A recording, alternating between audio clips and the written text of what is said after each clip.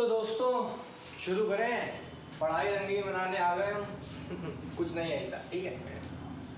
Data mart, आज हम लोग बात करने वाले हैं डेटा मार्ट के बारे में। पिछले वीडियो में लोगों ने डेटा वेयर हाउस के बारे में पढ़ा था, जिसमें बताया था एक ऐसी जगह होती है डेटा वेयर हाउस जहाँ पे सारा डाटा इकट्ठा होता है, और डेटा मार्ट एक ऐसी जगह है जहाँ से डेटा वेयर हाउस को कैटेगराइज कर दिया जाता है कई पार्ट्स में, और डेटा वेयर हाउस का ही डेटा जो होता है वो डेटा मार्ट में होता है, जो आसानी से एक्सेस किया जा सके बिना किसी परेशानी के, ताकि सर्वर पर लोड कम पड़े।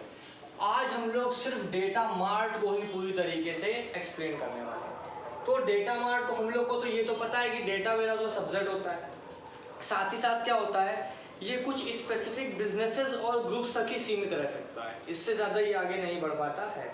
डेटा मार्ट खाली उसी चीज़ों को रखता है जो चीज़ किसी एक स्पेसिफिक ग्रुप की होती है।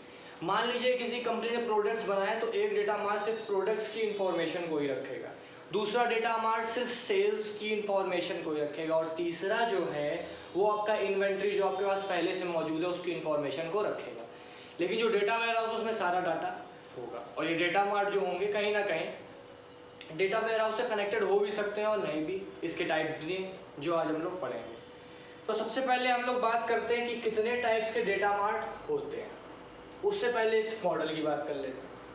देखिए, डेटा सोर्स है हमारा, कई सारे बिका, कस्टमर आया, एंट्री की, कुछ फाइल्स आए, कुछ एम्प्लॉयज़ ने बताया, और क्या बोलते हैं जो प्रोडक्ट की सेल्स थी, इन्वेंट्री थी, उनकी परचेजिंग हुई, उन सब का रिकॉर्ड आना, बिलिंग अमाउंट आना, सब चीज़ों के कई तरह के डाटा सोर्सेस थे, वो हमारे डाटा वेयर हाउस में आए, और वो कई डाटा मार्ट्स में बांट दिया गया।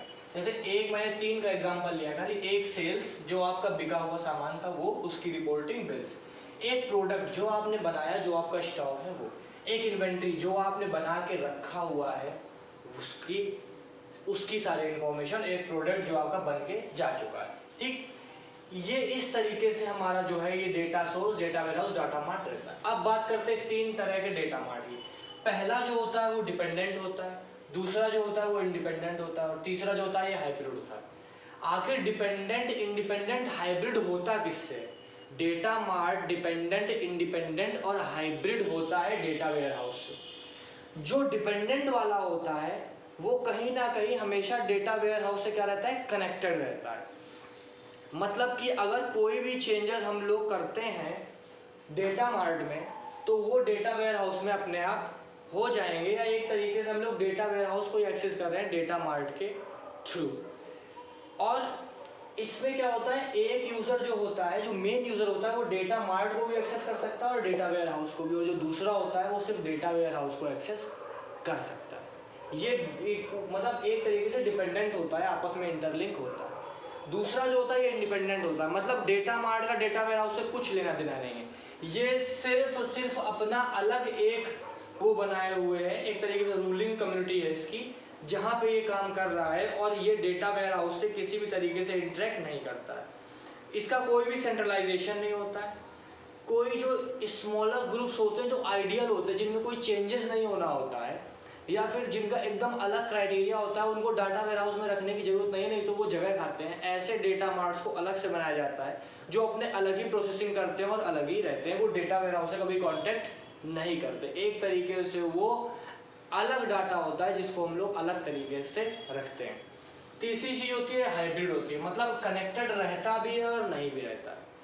इसका एग्जांपल आप समझ सकते हैं, कोई भी इनपुट आया डेटा वेयर हाउस में, तो वो इनपुट डेटा मार्ट में तो अपडेट हो गया, लेकिन जो हम लोग ने डेटा मार्ट में अपडेशन किया वो जरूरी नहीं है कि डेटा वेयर हाउस में हो। वो पहले चेक करेगा, बाकी जो बेकार चीजें क्लीनिंग करेगा, उसके बाद में डेटा वेयर हाउस में चेंजेस करेगा। मतलब डेटा वेयर हाउस से सब कुछ ले रहा है, लेकिन डेटा वेयर हाउस से सब कुछ नहीं दे रहा है। तो एक तरीके से कनेक्टेड है भी और एक तरीके से नहीं भी। ये चीज होती है हाइब्रिड वाले में।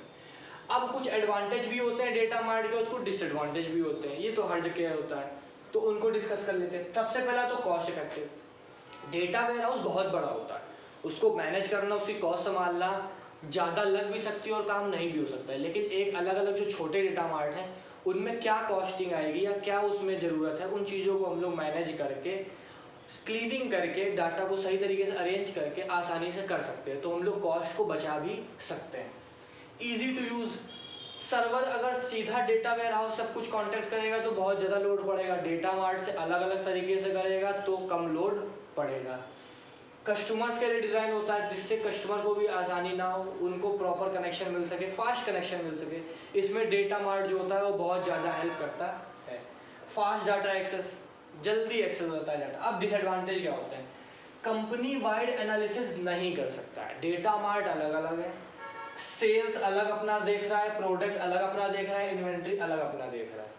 तो अगर कंपनी वाइज एनालिसिस करनी तो बहुत दिक्कतें आएंगी। पहले इन सबको इकट्ठा करके आपस में रिलेट कराना, फिर उसको चेक करना, ये बहुत बड़ा एक हर्डल बन जाएगा। दूसरा होता है अनरिलेटेड डाटा मार्ट, आपस में ये दोनों इंटरलिंक नहीं होते हैं तो जो डाटा होता है उसको मैच करना भी मुश्किल हो जाता है। और सबसे बड़ी दिक्कत ये आती है कि इसको संभालने में बहुत ज़्यादा मुश्किलें आती है। ये कुछ डिसएडवांटेज थे डेटा मार्ट के। तो नॉलेज मैनेजमेंट सिस्टम की जो मेरी वो है प्लेलिस्ट, उसमें सारे वीडियोस पड़े हुए हैं, आप देख सकते हैं। अगर आपको ये पसंद आया तो लाइक करिएगा, किसी दोस्त को जरूरत हो तो उससे शेयर करिएगा। Thank you, have a nice day. फिर मिलते हैं अगली वीडियो में। मैं हूँ एकांत पाठक और आप देख रहे थे एकांत 360 यूट्यूब चैनल।